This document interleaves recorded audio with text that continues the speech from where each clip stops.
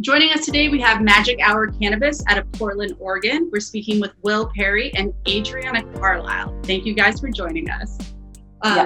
What is a day like in your position? If you could walk me through a typical day, how does it go? We wake up early, have a cup of coffee, head to the grow, probably do a couple hours of gardening, whether that's like watering, staking, transplanting.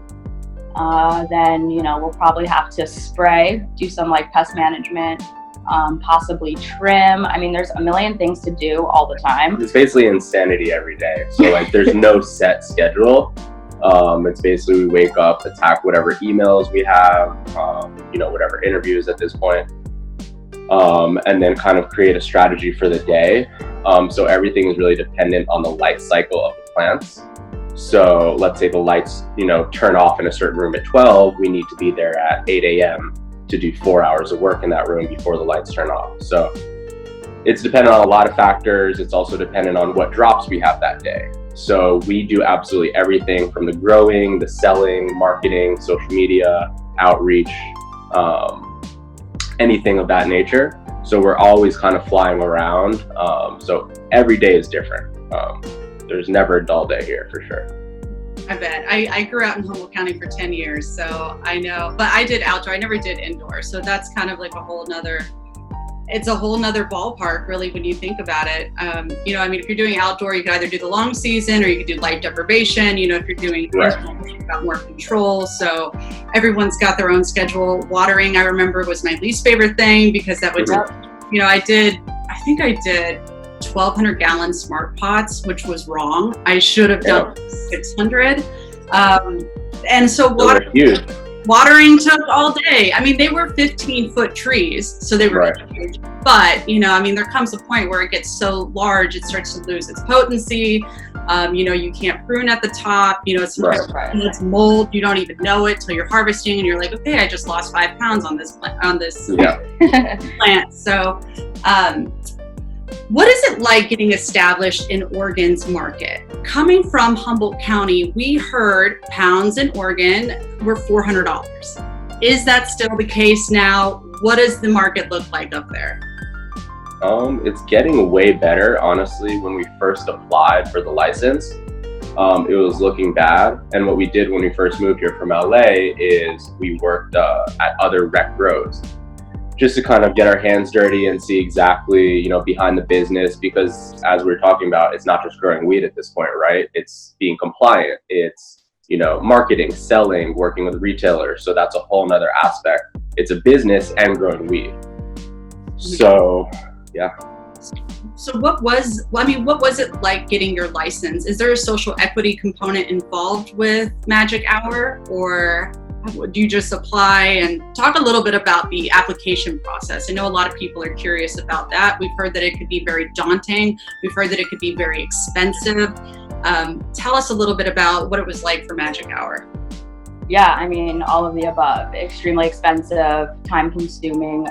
It took us about 2 years to actually get our license from the time we submitted it.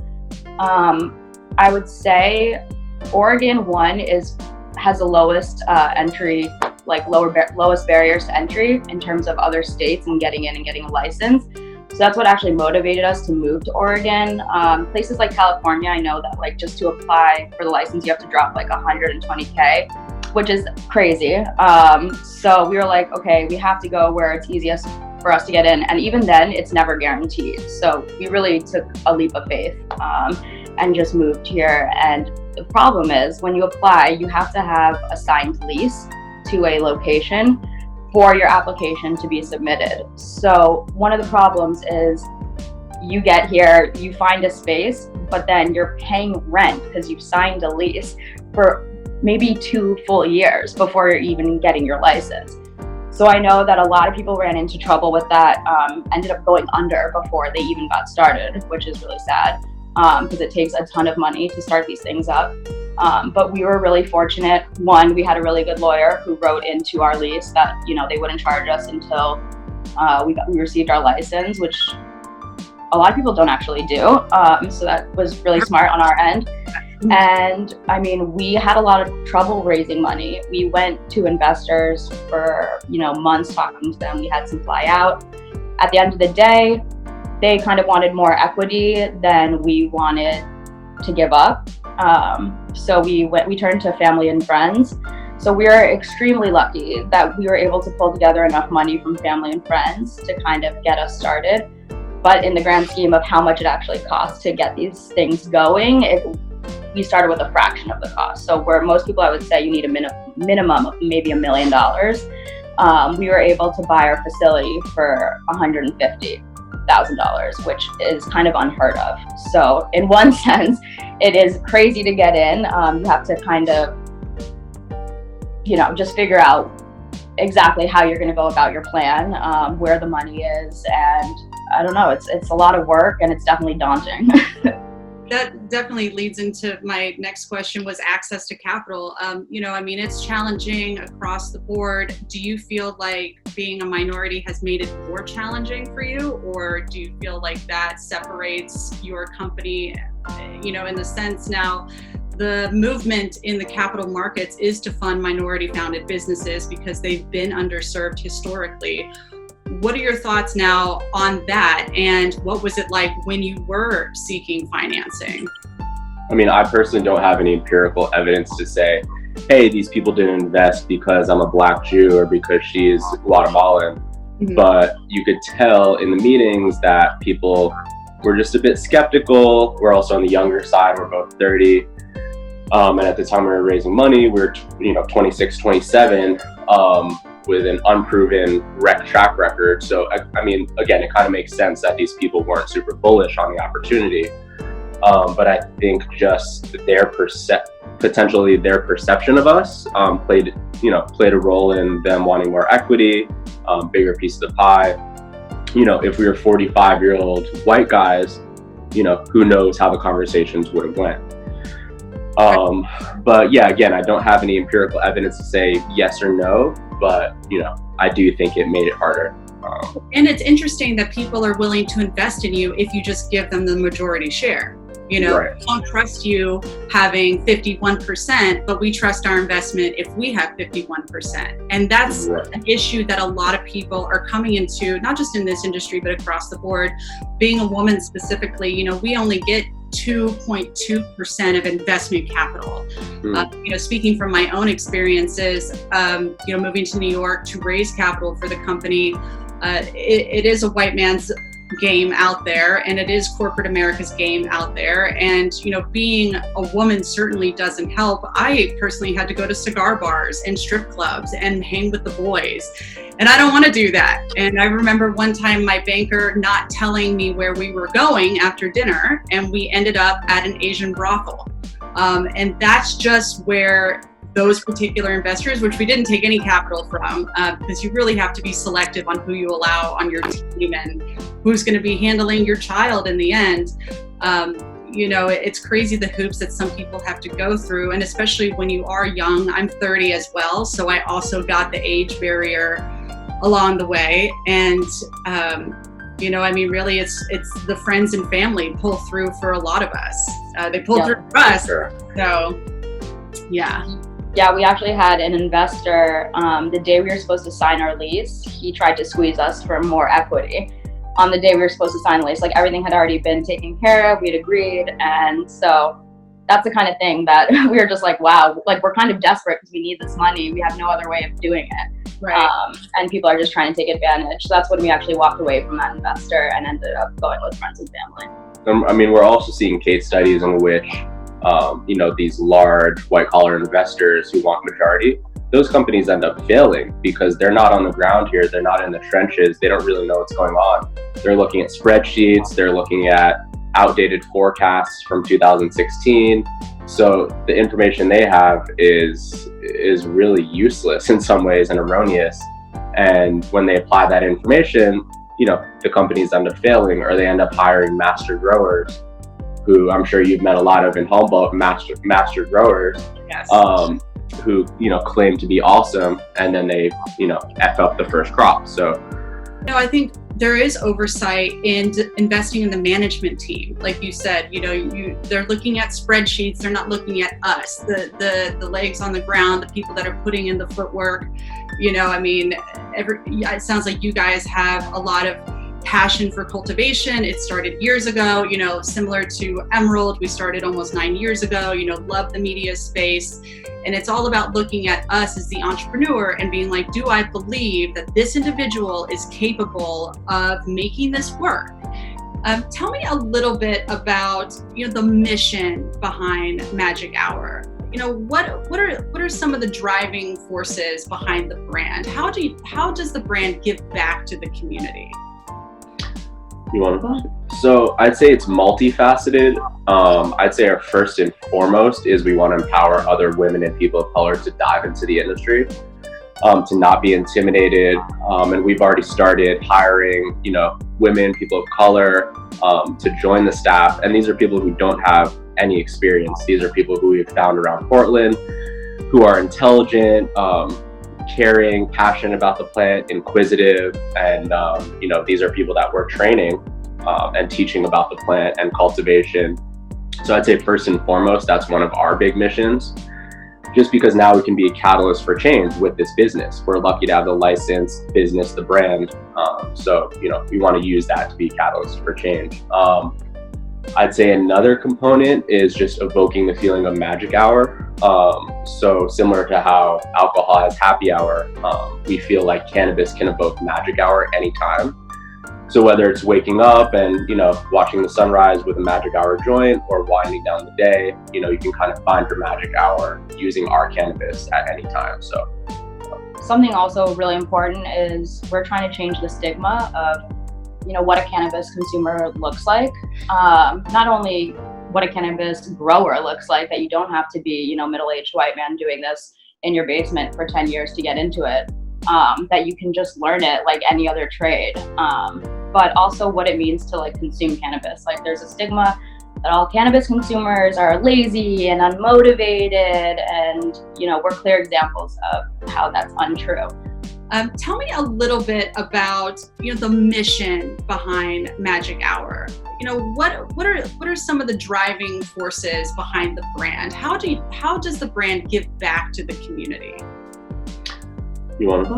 So I'd say it's multifaceted. I'd say our first and foremost is we want to empower other women and people of color to dive into the industry, to not be intimidated. And we've already started hiring, women, people of color, to join the staff. And these are people who don't have any experience. These are people who we've found around Portland, who are intelligent, caring, passionate about the plant, inquisitive, and these are people that we're training and teaching about the plant and cultivation. So I'd say first and foremost, that's one of our big missions, just because now we can be a catalyst for change with this business. We're lucky to have the license, business, the brand. So we want to use that to be a catalyst for change. I'd say another component is just evoking the feeling of Magic Hour. So similar to how alcohol has happy hour, we feel like cannabis can evoke Magic Hour anytime. So whether it's waking up and, watching the sunrise with a Magic Hour joint or winding down the day, you can kind of find your Magic Hour using our cannabis at any time. So something also really important is we're trying to change the stigma of, what a cannabis consumer looks like. Not only what a cannabis grower looks like, that you don't have to be, middle-aged white man doing this in your basement for 10 years to get into it, that you can just learn it like any other trade. But also what it means to consume cannabis. There's a stigma that all cannabis consumers are lazy and unmotivated, and we're clear examples of how that's untrue. We use cannabis daily in our lives, and we are extremely motivated. We are very active people. We work out, we try to work out 4 days a week. So it's just, we need to debunk all the myths that are out there of what a cannabis consumer looks like. Excellent. No, I love that. So let's talk a little bit about the flowers that you guys actually do produce. Are these clones or seeds? So we work with a company called Archive here in Portland. They're actually one of the best seed banks in the world. People come from all over trying to get their genetics, and we're lucky to work with them directly. So we get all of our clones from them. Going from seed is just very time consuming, and it's kind of a mystery in terms of what you're going to get, as you know. So we just go straight from clone, using archive genetics, which are some of the best in the world. And, you know, we just let the plant express itself. Like, that's what we always say is we don't pump it with with synthetic nutrients or chemicals, pesticides. We just let the plant really do its thing, and maintain a good, you know, temperature, humidity, etc. So yeah, we go straight from clone. Everything we do is all organic. A lot of farms, you know, just use salts or synthetic nutrients, spray pesticides. We just feel that the cannabis that you consume should be as clean or cleaner than the food you consume. With this whole wave of just, you know, organic food coming across the United States and how important it is for our bodies and our health, why wouldn't the same thing be true with cannabis? You're also ingesting it. So I think that's something that we're really trying to get out there so that more farms kind of follow in our footsteps. Kind of reminds me of the tomato comparison. There's more pesticides on a tomato than there is allowed on cannabis, and tomato is just one thing in the grocery store. You know, how many other fruits and vegetables are we putting in our bodies that are sprayed to keep off bugs? I mean, if they look perfect, it's suspicious. Exactly. I mean, there are other ways to do pest control, right? So we work with this company called Evergreen Grower Supply, and they actually have predatory mites. So we just release them when we transplant our clones. We release them in that specific room, and they create kind of an ecosystem that, you know, helps prevent spider mites, russet mites, broad mites, whatever. And then that way we don't need to spray. So that's worked really well for us, and also just makes us feel better knowing we don't need to spray the plants. And do you use ladybugs when you need to? Or is that an No, I mean, those are awesome, but I think they're better in theory than in practice, because we've seen a couple, they just end up like, you just end up seeing like dead ladybugs around your garden. So yeah, I mean, they definitely work, but you know, we have a specific regimen of bugs that we use. We use 3 different bugs, and that's worked really well for us. What strains does Magic Hour grow? We have a bunch. We have a rotation. So people are loving our GG4, Duct Tape, Purple Punch, LA Kush Cake, Hazmat OG, Memory Loss. So those are kind of our staples. And we've been getting excellent feedback on honestly all of them, which has been really humbling. You know, we just try to grow the best cannabis we can, but the feedback's really been overwhelming. We get DMs like every day from random people who buy our flower, and it's really humbling and great. So yeah, and although we are a recreational farm, you know, medicinal users can still buy our product and use it as medicine. It's still the same plant. So it means a lot when people reach out saying that, you know, they really do use it for medicine and that it's the best medicine they've come across in a long time. Like, that is what really makes us happy, because we both, I mean, I use it as medicine, certainly. So it's just nice to hear that. And so Magic Hour is a boutique grow. Tell me a little bit about the harvesting process. We know that there is a lot of machinery that is involved now that has kind of weeded out, you know, human workers. Are your flowers hand trimmed? Can you tell us a little bit about what happens once the plants are cut down? Yeah, sure. So yeah, nothing we do is machine based at all. So like I said, we do everything. We harvest every room together. So like, I'll harvest the plants, she'll weigh them, record them. Like, we have a little system going. So we harvest every single room ourselves. And then we actually started just getting part-time trimmers, who really do a good job. They're actually locals to the area. And yeah, they do an excellent job. We really don't care about speed, so we'll end up paying them a bit more per pound. We really care about having like a perfectly manicured nug. We don't want any shaving. We don't want, you know, a loose trim. We kind of want the perfect trim. So yeah, our process is pretty simple. No machines, just all hard work by us. And also, if you send off your trim to, you know, go through a trim machine, you're also losing some quality. So while hand trimming is more expensive and hand watering certainly takes more time, we really feel we get the best product out of it. And what's the distribution process like? Once you have everything bucked down, it's harvested, it's packaged. Tell me a little bit about how Oregon operates. There's some states in the US that are vertically integrated, so it's got to go through the same chain. Is it like that in Oregon as well, or no? Yep. It's all through Metric, which is also in California, Colorado, I believe. I think that's the program that everyone uses in all rec states. So everything goes through Metric. And like I said, again, we do everything. So including outreach to retailers, going in and having the face-to-face meetings. And that was kind of hard because we started selling at the beginning of COVID in March. That was kind of when our first harvest was tested, trimmed, and ready to go. So we're just a new brand. No one knows us. We're trying to get out there during COVID, and we were having trouble getting meetings. But luckily, we've been able to get some traction. More places started trying our flower, word got out, and now we're to the point where retailers reach out to us every day asking if we have flower. We pre-sold out of some of our LA Kush cake, which hasn't even been tested. So now we're just getting an influx of messages, which is great. And I think it all stems from just, the excellent flower, because that's what we built the company around. And without that quality, it's certainly a hustle. You're constantly going to other dispensaries and showing the flower and having meetings or dropping off samples, and then, waiting for the dispensary to hit you back to see if they wanted any.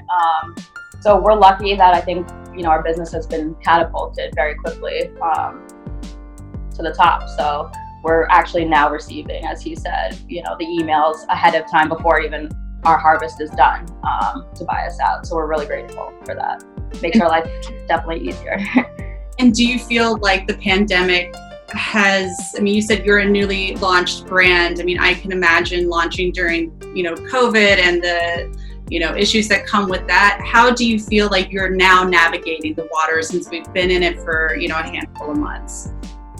I think it made us a lot stronger as a company, just starting out in that climate of uncertainty. Especially with the sales, because as I said, it was hard for the first month because people didn't want to take meetings, understandably. But it just made us more scrappy, more creative.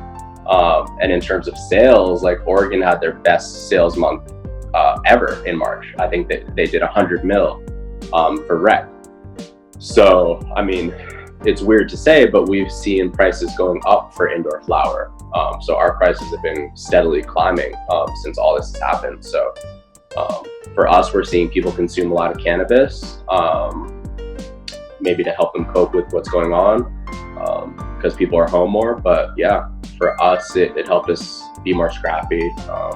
As entrepreneurs, I think you have to be ready to problem solve at all times, as well as pivot with certain challenges. So this certainly was not the first time we had to problem solve or pivot in some sense in the industry. So it was kind of just another one thrown at us that we had to figure out. So I think that's also just speaks to the entrepreneurs in the industry who have to deal with this kind of stuff on a daily basis, whether it's regulations or a pandemic.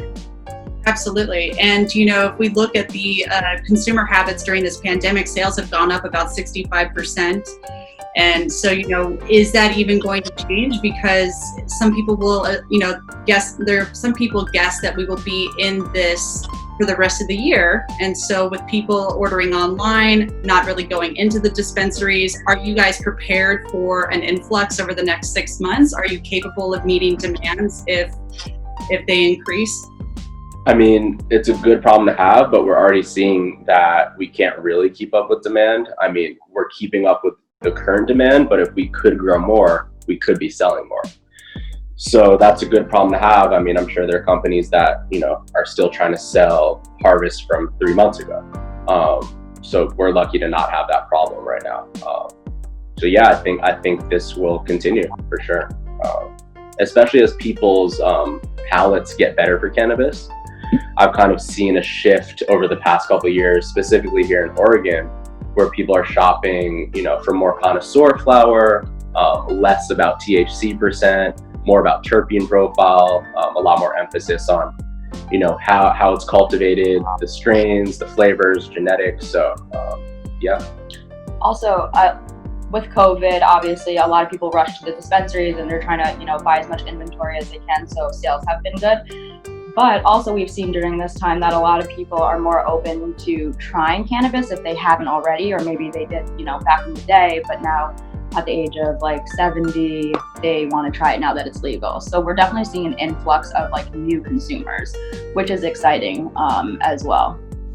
My grandparents are 90 and they just got on the cannabis bandwagon last year. So yes, that's awesome. That's amazing. Also, what we're seeing is an uptick in delivery services. So we teamed up with this service out here called Green Box, which is one of the only other Black-owned cannabis businesses out here. And he does, it's a great delivery service. So we've been able to actually get a lot of new consumers through that service. As you mentioned, not everyone wants to go to the shop. So every time I see him, he's like, yeah, man, craziest week I've had. And then the next week, craziest week I've had. So it keeps, his business keeps increasing and increasing. So not a bad problem to have. Exactly. So when you guys look back at your whole journey, your whole experience with cannabis, what is each of yours? What's been your favorite part? If you could pull back something, whether it's, getting that license and you have that aha moment, or is it getting the first light up? Or what, if you could pinpoint a moment, what has been one of your favorite experiences along this journey? Ooh, that's tough. I would say the DMs are kind of the most exciting, because it's people that we don't know reaching out to us, just letting us know how good our product is. And at the end of the day, we really started this whole thing wanting quality over quantity, and just bringing the best cannabis we can to the people around us. So kind of getting that validation, I think, has been the most calming for me, because there's so much that goes into all this. And you plant the plants and then you have to wait another 3 months before it's even done. So I have all this anxiety. Is it even good? We're putting all this money, time, effort into this, and is it even going to sell? So I think really trying our first harvest and then having the reaction from the public was like my yes moment. This is like why we did this. This is why we put 3 years of our time into this. Like, this is where we're supposed to be. So that's that for me. I'd say for me, it's sharing shelf space with other cultivators that I really admired when I moved here, and getting into some of our target shops that we've been shopping at for years that we love. And now, for some of those, we're the top shelf flower in those stores. And those are places we've wanted, we've kind of targeted for years. So for instance, this place Pharma, we just got into, and we're alongside this cultivator, Green Bodhi, who in my opinion was like one of the best growers in the world. So just to be on the shelf next to him, that's something that really validates what we're doing. Nice. Very rewarding. All these, Yeah. Very rewarding as an entrepreneur to get those DMs in your box. I know exactly what that's like. Thank you for this post. Thank you for writing this article and bringing light to this. So it makes the journey worth it, especially, you're the entrepreneur. Final question I want to ask the two of you. The cannabis industry as a whole, where do you see it going? Where do you want it to go? That's a good one. I'd say personally, I want to see more diversity in the industry. Like I said, out here, I honestly, if someone put a gun to my head, I could not name 10 businesses owned by people of color that are plant touching in Oregon. And there are thousands of active licenses. And there aren't really great stats on this, right? So I had to do some digging myself. I went on the OLCC website, which has all the licensees, put it in an Excel sheet and kind of looked through all the people. I think there was 5 or 6 cultivators of color out of, I think, 1,200 licenses. And there could be more, let's say plus or minus 5, make it 10 out of 1,200. That's still insane. Oh, I was asking, what do you think the reason behind that is? Is it lack of resources and capital? I think it's a lack of opportunity, as well as it's a high barrier to entry to start a grow, right? So you need lights, you need a space, you need heating and cooling, you need nutrients, you need plants. So there's a lot of resources that go into starting, and sometimes that can be intimidating, and you kind of just need a place to learn. So I'd say the opportunity, which is what we're trying to give people out here, just bring people into the grow, normalize it for them, because as I said, it can be intimidating. So yeah, we're trying to do our part in changing that, but I would say the diversity aspect is troubling. And also along with that, while there's not a lot of diversity in the industry, there's also majority Black and brown people locked in jail because of cannabis offenses. So I think for the future, what's most important, what I hope to see is legalization across the country. The fact that, you know, marijuana is scheduled as a Schedule I drug up there with heroin, but sodas are out there killing people and children. You know, it's just crazy. So I think we need to reschedule, we need to legalize, we need to get everyone out of prison who has an offense for marijuana, expunge their records, and really give them the first opportunity into the industry. We have to right our wrongs as a country. So I think that's what needs to happen first. And then in the future, I mean, I hope to see us being able to export internationally. So let's bring the medicine to everyone, you know? I hope to see you guys internationally as well. Thank you so much for meeting with me. How can people get a hold of you? If they want to reach out, maybe they're in Oregon, maybe they're, you know, I don't know, just in California. What's the best way? Would it be Instagram? Is it your website? Instagram, DM us. Okay. We love it. And it's Instagram at Magic Hour Cannabis? Mm-hmm. Yes. Okay, awesome. Thanks you guys so much. I will shoot you a message before this goes out and I'll give you a copy and we'll go from there.